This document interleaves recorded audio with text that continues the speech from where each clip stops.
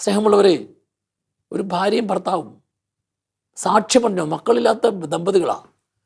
12 വർഷം ദാമ്പത്യ ജീവിതത്തിൽ ആഗ്രഹിച്ചൊരു കുഞ്ഞിന് വേണ്ടി, പക്ഷെ കിട്ടിയില്ല. കിട്ടാത്ത ആ കുഞ്ഞിലേക്ക് നോക്കി അവർ ദാമ്പത്യ ജീവിതത്തിൽ ദുഃഖിക്കാതെ, വേദനിക്കാതെ, പരാതി പറയാതെ, കുറ്റപ്പെടുത്താതെ, നിരാശപ്പെടാതെ ദൈവത്തിൻ്റെ കരങ്ങളിലേക്ക് സമർപ്പിച്ചിട്ട് ദൈവത്തോട് കൂടുതൽ കൂടുതൽ ചേർന്ന് നിന്നു.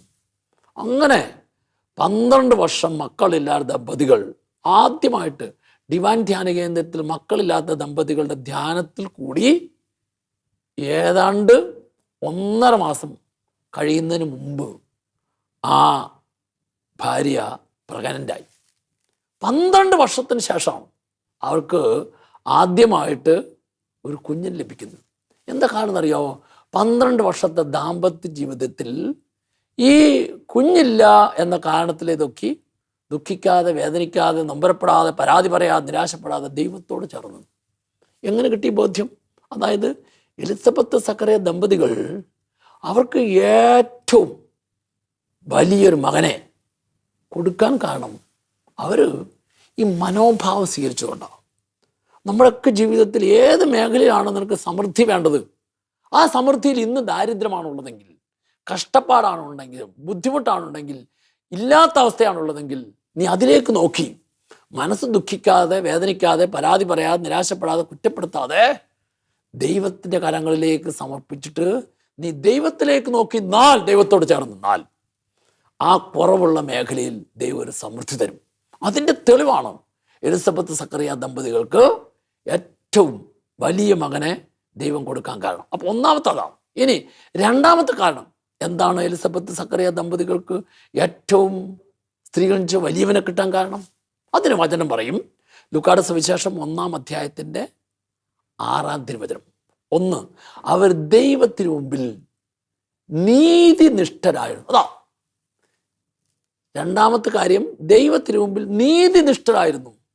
എന്താ നീതിനിഷ്ഠർ, നീതി പ്രവർത്തിക്കുന്നവരെന്ന് പറഞ്ഞാൽ അർത്ഥം നമ്മുടെയൊക്കെ കൺമുമ്പിൽ നന്മയും തിന്മയും ഉണ്ട്.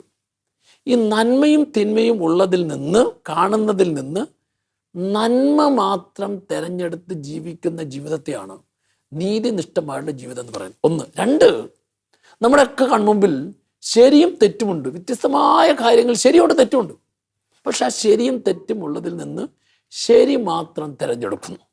ഈ ശരി മാത്രം തിരഞ്ഞെടുത്ത് ജീവിക്കുന്ന ജീവിതമാണ് നീതിനിഷ്ഠമായ ജീവിതം. 3, നമ്മുടെയൊക്കെ കൺമുമ്പിൽ സത്യമുണ്ട്, അസത്യമുണ്ട്.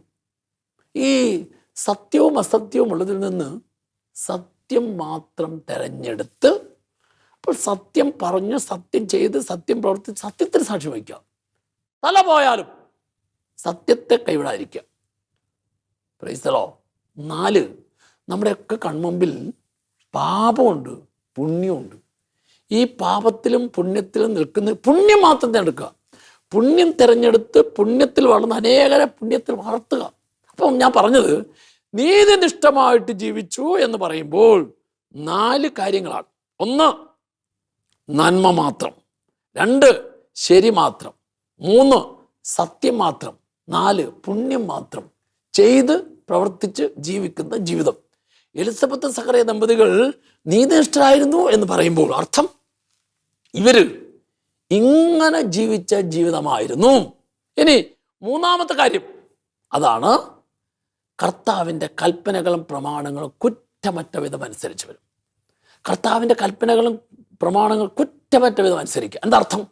1, കർത്താവിൻ്റെ കൽപ്പനകളും പ്രമാണങ്ങളും കുറ്റമറ്റ വിധം അനുസരിക്കുക എന്ന് പറഞ്ഞാൽ ജീവിതത്തിലെ എല്ലാ കാര്യത്തിലും 1-ാം സ്ഥാനം കൊടുക്കുക. 1-ാം സ്ഥാനം ദൈവത്തിന്. കാരണം ഏത് കാര്യമായാലും ആ കാര്യത്തിൽ ദൈവത്തിൻ്റെ മുഖം കാണുന്നു. ദൈവത്തിൻ്റെ മുഖം കാണുന്നവനെ ദൈവത്തിന് 1-ാം സ്ഥാനം കൊടുക്കാനായിട്ട് സാധിക്കുള്ളൂ. അതുകൊണ്ട് ലൂക്കായുടെ സുവിശേഷം 10-ാം അധ്യായം 27-ാം തിരുവചനത്തിൽ നിയമജ്ഞൻ ഈശോയോട് ചോദിച്ചു, അതിപ്രധാനമായ കൽപ്പന ഏതാണ്? ചോദിച്ച നിയമജ്ഞനാണ്. അവൻ നിയമം പഠിച്ചിട്ടുണ്ട്, അതുകൊണ്ട് അവൻ നിയമജ്ഞനായത്. അവരോട് പറഞ്ഞു, നിയമത്തിൽ എന്ത് എഴുതിയിരിക്കുന്നു? നീ എന്ത് വായിക്കുന്നു? നീ നിന്റെ ദൈവമായ കർത്താവിനെ പൂർണ്ണ മനസ്സോടും പൂർണ്ണ ഹൃദയത്തോടും പൂർണ്ണ ആത്മാവോടും സർവ്വശക്തിയോടും കൂടെ സ്നേഹിക്കുക. അർത്ഥം ദൈവത്തിന് 1-ാം സ്ഥാനം കൊടുക്കുക എന്ന് പറഞ്ഞാൽ മനസ്സിൻ്റെ പൂർണ്ണതയിൽ, ഹൃദയത്തിൻ്റെ പൂർണ്ണതയിൽ, ആത്മാവിൻ്റെ പൂർണ്ണതയിൽ, ശക്തിയുടെ പൂർണ്ണതയിൽ ദൈവത്തെ സ്നേഹിക്കുക.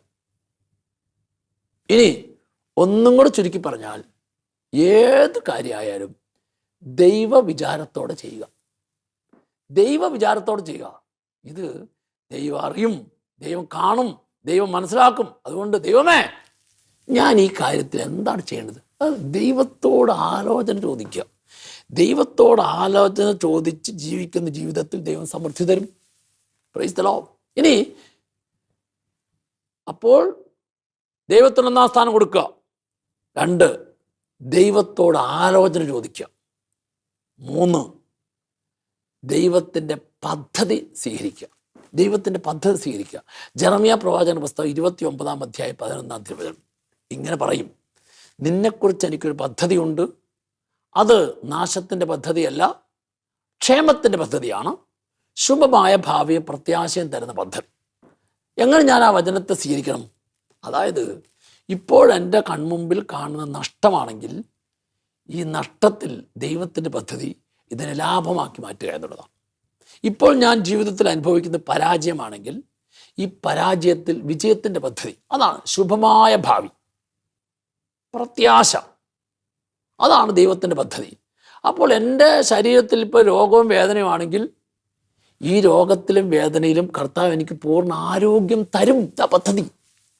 എൻ്റെ ജീവിതത്തിൽ കടബാധ്യതയാണെങ്കിൽ ഈ കടബാധ്യതയിൽ കർത്താവ് എനിക്ക് സമ്പത്തിൻ്റെ മേഖല ഒരു സമൃദ്ധി തരും. അങ്ങനെ അതിനെ മുൻകൂട്ടി കാണുന്ന പദ്ധതി. Praise the Lord. ഹല്ലേലൂയ. അപ്പോൾ ഞാൻ പറഞ്ഞ കാര്യം, ദൈവത്തോട് ചേർന്ന് നിൽക്കുന്ന വ്യക്തികൾക്ക് ദൈവം സമൃദ്ധി തരും.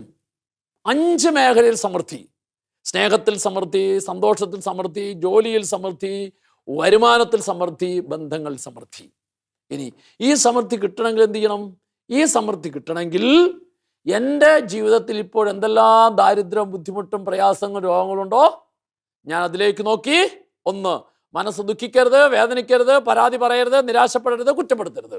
2, ഞാൻ എല്ലാ കാര്യത്തിലും ദൈവത്തിന് 1-ാം സ്ഥാനം കൊടുക്കുക. ദൈവത്തോട് ആലോചന ചോദിക്കുക. ദൈവത്തിൻ്റെ പദ്ധതിയെ സ്വീകരിക്കുക. ഒപ്പം ജീവിതത്തിൽ എല്ലാ കാര്യത്തിലും നന്മ, ശരി, സത്യം, പുണ്യം അനുസരിച്ച് ജീവിക്കുക. ഇങ്ങനെ ജീവിക്കുന്ന വ്യക്തിയായി മാറിയാൽ നിന്റെ ജീവിതത്തിലെ എല്ലാ മേഖലകളിലും ദൈവം സമൃദ്ധി തരും.